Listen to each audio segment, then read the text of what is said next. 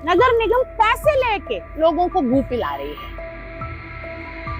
किसी को कोई मतलब ही नहीं है, बीमार हो रहा है, कुछ भी हो रहा है, इतना गंदे पानी पी रहे हैं हम लोग। ऐसा आता है, ऐसे नाली की कीचड़ आ रही हो, बिल्कुल पीला जरा एकदम गंदा पानी, जैसे नाली का पानी बह गया हो, ऐसा पानी आता है नल में। कभी कभी तो ऐसा लगता है कि पानी ना पिए तो अच्छा है।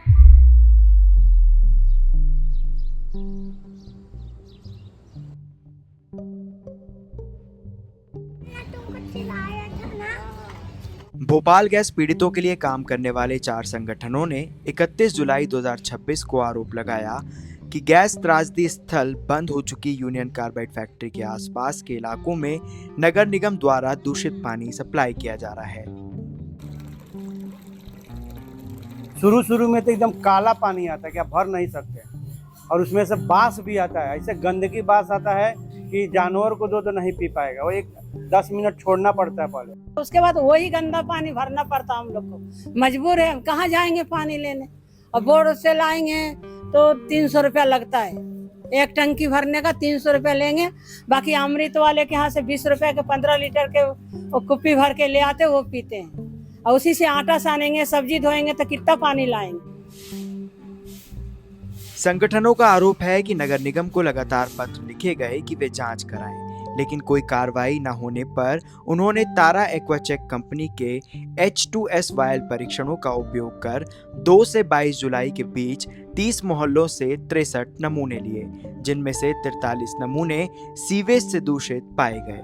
68% नमूनों में फीकल कॉलीफॉर्म की उपस्थिति पाई गई। भारतीय मानक ब्यूरो के अनुसार पीने के पानी में फीकल कॉलीफॉर्म यानी मल संबंधी बैक्टीरिया नहीं होना चाहिए। यह स्वास्थ्य के लिए हानिकारक है। मेरे को खाना हजम नहीं होना, लूज मोशन बराबर 8 दिन से हो रहा है। मुझे लूज मोशन समस्या कुछ ज्यादा ही है सभी लोगों में। भाई बच्चे बीमार होंगे, उनको ज्यादा असर करेगा बच्चों को। अपन तो चलो इधर उधर अपन कहीं भी पियांगे, मगर बच्चों को कौन पिलाएंगे। भाई खाना भी पका रहे हैं, दूध भी उबाल रहे हैं, सारी चीजें हो रही हैं। 1000-1500 ऐसे मंथ के लग ही जाते हैं हम लोगों के।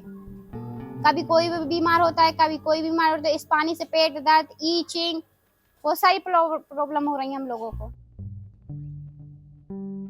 गैस त्रासदी के बाद वर्ष 2009 में centre for science and environment द्वारा किए गए परीक्षण में पता चला कि यूनियन कार्बाइड फैक्ट्री द्वारा डंप किए गए जहरीले कचरे से आसपास के इलाकों में भूजल हाईली कंटामिनेटेड है। 2012 में सुप्रीम कोर्ट ने आदेश दिया कि प्रभावित इलाकों में साफ पानी की सप्लाई सुनिश्चित की जाए। इसकी मॉनिटरिंग के लिए एक कमेटी भी बनी। 2018 में भूजल में फीकल कॉलीफॉर्म के आरोपों के बाद सुप्रीम कोर्ट ने बीएमसी और मध्य प्रदेश के अधिकारियों को प्रभावित क्षेत्रों में ताजे पानी की पाइपलाइन बिछाने का निर्देश दिया था।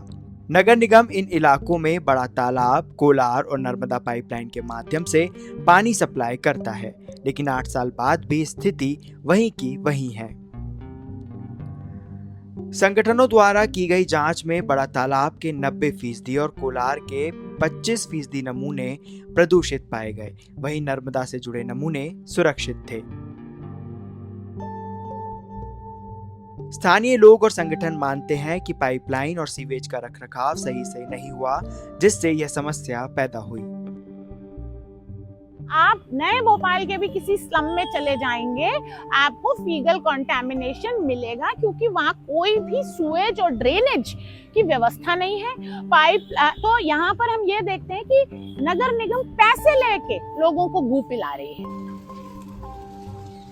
नाली है ना, नालों से पाइपलाइन आई है तो वो नीचे हैगी, नीचे है, और नाले भी हैं।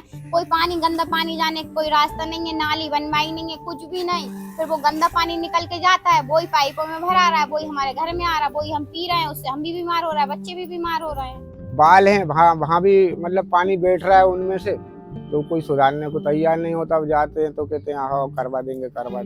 हम पिछले 2 साल से नगर निगम के अधिकारियों को बोल रहे हैं कि यहाँ पर सुएज की व्यवस्था नहीं है, और हमें बस यही सुनने को मिलता है कि बस अब टेंडर हो गया है, अमृत 1 से टेंडर हो गया था, अब अमृत 2 से टेंडर हो गया है। पर रियलिटी वही है कि ना तो सुएज है और ना ड्रेनेज है, और जो वाटर लाइन्स इतने सालों से डली हुई हैं उनकी डिटेरियोरेशन हो गई है, और उनको वो तभी ठीक करेंगे जब वो लोगों से पैसे ले लेंगे इसके लिए।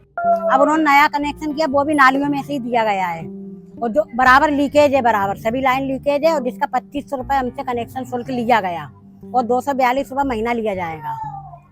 मतलब नाली का पानी पीने का 242 रुपए महीना देना पड़ेगा। सीवेज की समस्या केवल पुराने भोपाल की नहीं है। डिस्ट्रिक्ट एनवायरमेंटल प्लान के मुताबिक 2024 में सीवेज नेटवर्क को दुरुस्त करने के लिए 500 करोड़ रुपए खर्च किए जा चुके हैं।